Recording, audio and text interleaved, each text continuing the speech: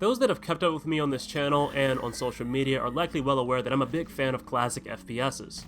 I'll gladly pick up a nice and steady shooter like Half-Life any day, but the raw nature of classics like Quake or Blood are unmatched. Be it circle strafing enemies or frantically popping in and out of cover, running around big complex maps and arenas with the simple goal of grabbing keys, finding secrets, and killing everything with a loud and proud set of guns is the kind of life I love to live. A once dying breed due to the shift to more grounded and cinematic experiences like Halo or Call of Duty, the classic FPS subgenre has since kickstarted its own revolution back in 2013 with Apogee's Rise of the Triad reboot. Although technically the pioneer of this revolution, the reboot's lukewarm reception didn't do much to put classic FPSs back on the mainstream. Debatably, I'd say that the Doom reboot series made a much greater impact, despite the fact that a lot of the series' old school elements, while still present, have been modernized for current times, which came with sacrificing some of the simplicity of the older titles. But in the same year as the critically acclaimed Doom 2016, we'd see a game truly kickstart the shooters of yesteryear. This, of course, was David Szymanski's DUSK.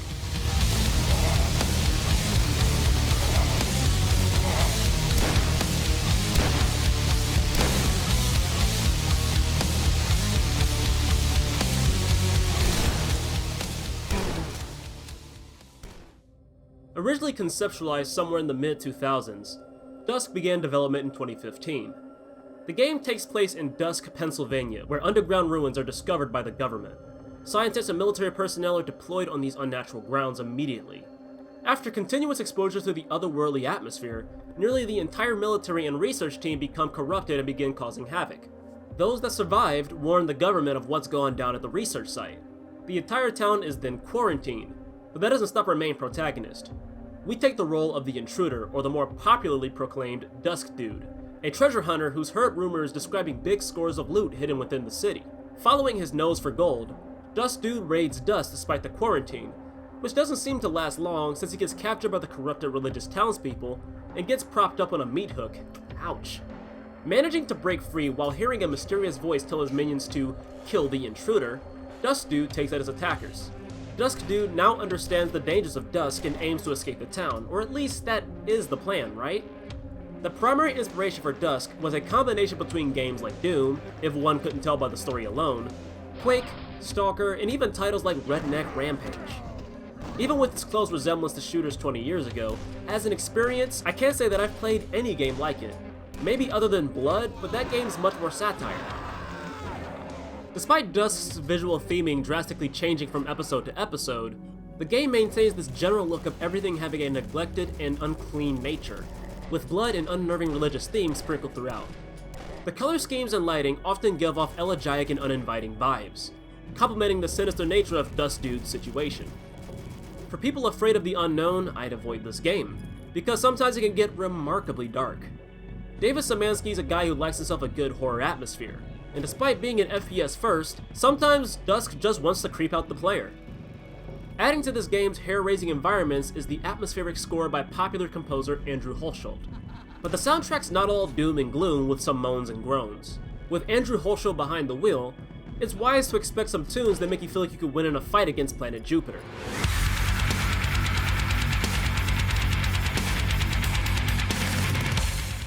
There's a reason why it seems that every indie FPS developer wants a piece of this guy, or should I say AAA FPS. I'm not a horror guy, mostly because I'm tired of the trope of characters being utterly powerless or utterly stupid, which tends to take me out of the experience. But Dusk reminds me of why I like Resident Evil so much. Giving the player a gun doesn't inherently make a game less scary, but it definitely makes the world more believable. Dusk's gameplay tightly clutches its id Software inspirations. The weapon lineup is nearly identical to Doom and Quake's, save for the wall-piercing crossbow inspired by Heretic's crossbow, and a hunting rifle that allows for easy picks at long range. It has to be noted that the sound design for these weapons are punchy as all get out, with some having a crudeness to their sound effects and even visual design that reminisces the gritty nature of Doom 64's weapon lineup. The aggressive sound design complements Dusk's enemies, which can be tough as nails. Enemies generally aren't bullet sponges, but regardless, they don't go down without putting up a big fight, especially on the second hardest difficulty, Cero Miedo, Spanish for Zero Fear or No Fear. It can feel at first that the weapon struggles to keep up with the enemies thrown at Dusk Dude, but I'm sure that many can attest to having that feeling fizzle away once the player gets their hands on the Super Shotgun. This two-barreled tyrant can take out most enemies with 1 to 2 good hits. But as with all double-barreled shotguns in classic FPSs, the player has to keep his reload time in mind. Weapons to follow the Super Shotgun have a very similar potency, and it's natural to cling to these stronger weapons over the standard shotgun or more obviously the pistol. But these two weapons aren't entirely left to rot on the 2 and 3 keys. Find another shotgun or pistol and DUSK Dude can dual wield them for increased damage per second. While the pistols lose accuracy, nothing is lost from holding 2 shotguns, making them a straight upgrade from holding just 1. This gun's akimbo feature helps maintain these low tier weapons' relevancy, and it particularly makes me glad that the shotgun didn't get the Doom 2 treatment. Like many classic FPSs, sitting still in DUSK is a bad idea. Enemies waste no time trying to close the gap, whether that be sprinting full speed in the player's direction, or chucking projectile after projectile. When trapped under pressure, bunny hopping, or bopping as we'll call it, is a good way to create space from enemies. Unlike a lot of first-person shooters where bopping requires a good understanding of maintaining a rhythm around a game's jumping physics, bopping in DUSK is much easier to pull off. All it takes is running at an angle and constantly jumping. DUSK Dude's momentum doesn't even get halted if he happens to jump directly into a wall, which is very generous. If the player's filling up to it, they can also bop while facing forward, but this requires a slightly more sophisticated method of quickly tapping left and right just as DUSK Dude touches the ground and right before he jumps again. While it's possible to bop at virtually any point in the game, I'd advise against always relying on it, since there's several environments where bopping can be non-optimal. Occasionally, levels will contain power-ups, and they each serve a basic function. The fast fire totem increases every weapon's rate of fire, and this effect can even be stacked through multiple pickups. It's good for making light work of enemies, but the totem can drain ammo deceptively fast, so be sure to keep that aim steady. Next, you have the climbing thing, that's its actual name, which lets you climb surfaces to reach otherwise intangible locations. There aren't any sections with the climbing thing that stand out much. As it stands, this power-up is not bad, but it could have benefited from being placed in situations where it needed to be used creatively. The third power-up is the super hot inspired Serum of Blistering Heat, which slows down time and only continues it normally when you move. While I found more use out of the totem for combat, the Blistering Heat is good for carefully planning out tough situations. It's best to use the serum sparingly, as it's more of a tool for surveying the battleground. And since time doesn't completely stop, sitting still a lot to use this power-up is just making a bad decision in slow motion. The last and least interesting power-up is the Lava Suit, which protects you from lava damage for a full minute. Nothing else needs to be said. While basic, both the totem and the Blistering Heat add an extra element to DUSK's already tight gameplay, and give more control over battles without breaking them. For those trying to go pro, DUSK Dude can flip in the air, which allows for some stylistic 360 action. I personally turn off flipping along with the camera swaying because when combined with how fast DUSK Dude moves, and the way his guns sway about, it makes me feel sick to the stomach. Now, what I said earlier about not sitting still, keep doing that, but also refrain from getting overconfident. When escaping certain enemies' line of sight, they'll often hold their stance for a short period to try baiting the player out. This can make for some embarrassing plays, so try to keep that in mind. The best way to play DUSK is patiently aggressive. It's good to be mindful of what each gun does so you'll know what to use at what time, and keep an eye out for areas of retreat. DUSK's level design varies between episodes. Episode 1, like most shooters with an episodic system, is tutorial-like. Most areas are spacious and give plenty of breathing room to get used to enemies, mechanics, and other features. However, Episode 1 does have its moments of shaking things up to get the player acquainted to DUSK's punishing nature, such as traps or locations with less wiggle room and escape routes. Episode 2 is where things start to get uncomfortable, but not in a bad way. From this point forward, expect much more claustrophobic and in-your-face design, and it helps to get used to dark areas. What really helps keep everything together in these more linear scenarios is the excellent placement of cover and hiding spots to shake off ranged enemies. This, in turn, also makes the melee-focused enemies have to turn more corners to reach DUSK Dude, giving the player more time to make a plan. Episode 3 is a combination between Episode 1's openness and Episode 2's reserved level design. Episode 3 brings its own element to the table though, with the layout becoming very strange and abstract at times. Episode 2 technically deserves credit for showing that this cult was more than just a bundle of goons who could possess goats and chuck fireballs, but Episode 3 is where this dial gets kicked up more than a few notches. I'm no level design expert and I'm not gonna pretend like I am, but I have to admire DUSK's levels. The game loves to constantly subvert expectations and throw the player into situations they couldn't have ever seen coming, and there are moments that still leave me in awe so many playthroughs later. DUSK is like a talented magician. The audience can't help but want to stick around because they always get something better than expected. The often tightly made level design warrants very little complaints from me, especially since I can usually pinpoint why I've died in a given situation, but with that said, I'm not a fan of DUSK's gauntlet scenarios. It becomes apparent just how much walls and ceilings for cover are needed in this game once the player gets thrown into arenas where enemies are coming from all directions. This is not to be confused with the general openness of Episode 1. Episode 1's levels, gauntlet or not, are generous with cover, and even in more exposing situations, Episode 1 doesn't apply nearly as much pressure as 2 and 3, so the chaos is easily managed. In these gauntlets, the gameplay focus feels like it's lost in an experience that's otherwise very rhythmic in level design.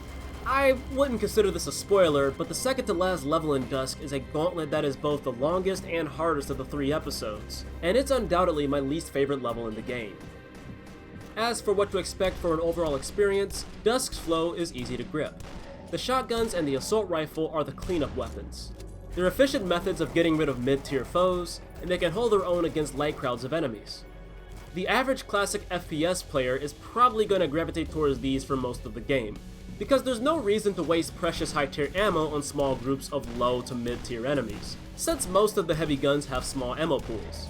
Weapons like the crossbow, hunting rifle, mortar, and riveter are these heavy weapons. These work good for when middleweight enemies start to get plentiful or when heavyweight foes show up to make a poor soul's day worse. This basic cycle for weapons works out very well and gets very addicting. But there's a nagging issue that most DUSK players have expressed. The entire arsenal is given in the first episode. Classic FPSs often have this fun cycle where players have to struggle to climb the ladder, where one needs to improvise in dangerous situations without the fallbacks of greater or alternative weaponry. Going against the standard limits the sense of progress and doesn't give the player anything to look forward to for their arsenal. Even the sword, which most will get in the third episode, isn't new, since it can be found via secrets in episodes 1 and 2. The good news is that the level design has enough variety and aforementioned subversions to keep the game engaging the entire way through, because DUSK would otherwise start to lose steam sometime after episode 1. Admittedly, the quickly introduced arsenal is a very subjective matter, and I'm sure some would prefer to have all the options as soon as possible, but I'm certainly in the camp that feels that the roster's value is somewhat cheapened by such early exposure. But yet, as I say that, I see the situation as a double-edged sword. Because of the weapon roster being as easy to accumulate as it is, getting these better weapons sooner can help out with certain enemies that can be a nagging pain, or those moments where the full extent of a weapon's utility pulls the player out of a tough situation. Most of the tougher enemies are reasonable in design and just keep the adrenaline flowing. But I can't stand the Grand Wizard or the Cowgirl. The Grand Wizard does one thing only, throw fast, homing, high damage fireballs at DUSK Dude. And I'm sure there's someone out there already fixing to say that I should just bop away from the fireballs or lure them into an object to snuff them out.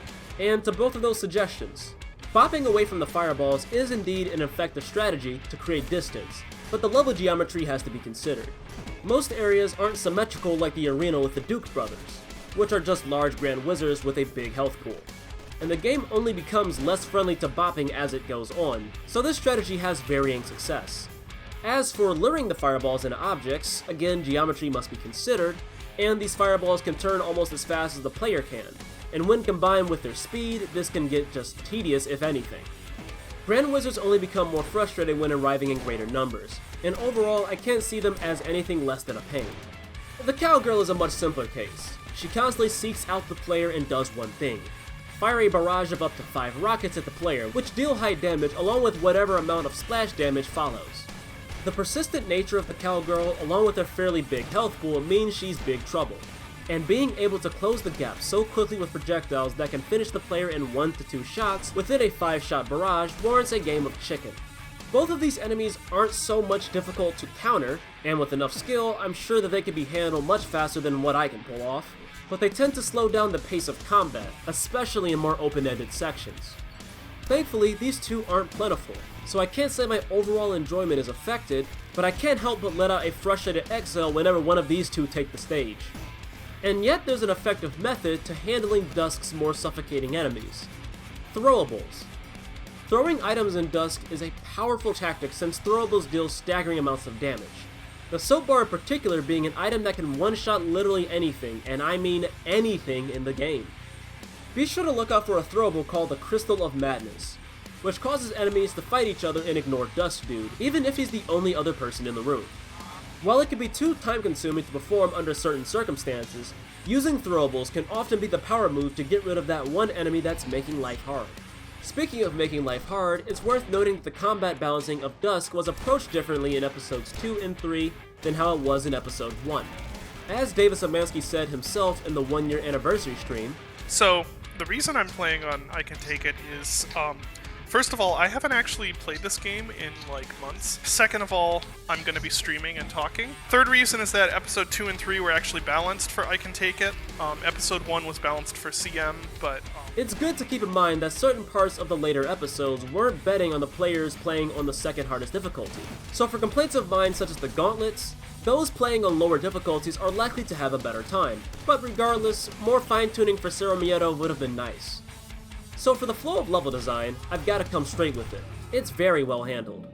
Levels in Dusk finish what they aim to achieve and end while they're on a high note, and I love that about this game. It helps that levels in Dusk are on the shorter side of length, which really adds to replay value. Most levels should take around 5 to 7 minutes to complete, and for levels to be stuffed with as much content as they are in such a short amount of time, that's pretty impressive. Levels also often like to mess with the player, such as the Escher Labs, which starts to defy logic as it's further explored, and the infamous "don't trust your eyes" message, which leads to an interesting first-time encounter. Some of my favorite sections in the game are the ones where the flashlight gets broken and the player has to run around in a dimly lit area. Sometimes there's enemies that lurk in the dark, so have fun with that. For people interested in speedrunning, Dusk also allows for occasional sequence breaking and skipping certain steps of levels, which will require some close observation to level layouts. For those looking for a new experience, it's possible to do a pacifist run of Dusk, which requires players to refrain from killing any enemy in a given level. I have to give David and his team at New Blood Interactive plenty of credit for giving this game that little extra flavor for replayability. With an environment that has grit and style, a soundtrack melancholic and rocking, and gameplay traditional yet innovative, Dusk has proven to be a milestone for the classic FPS subgenre. Even with some of the strong opinions that I have on this game, I can't in good faith say that it's anything less than fantastic.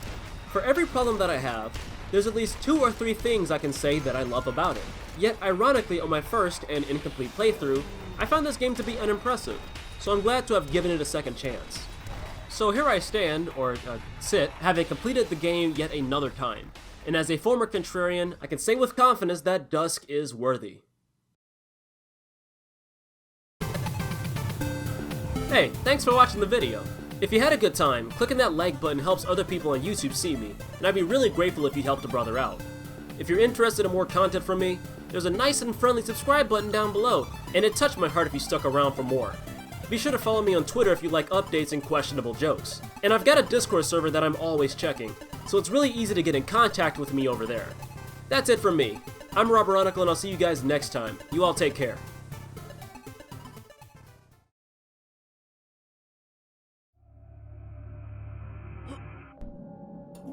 You fool! You landed right into our trap! Look, buddy, buckaroo, I've already went through a lot as it is. I'm pretty sure whatever you've got, mid-tier stuff. Pretty sure I can handle it. You poor soul!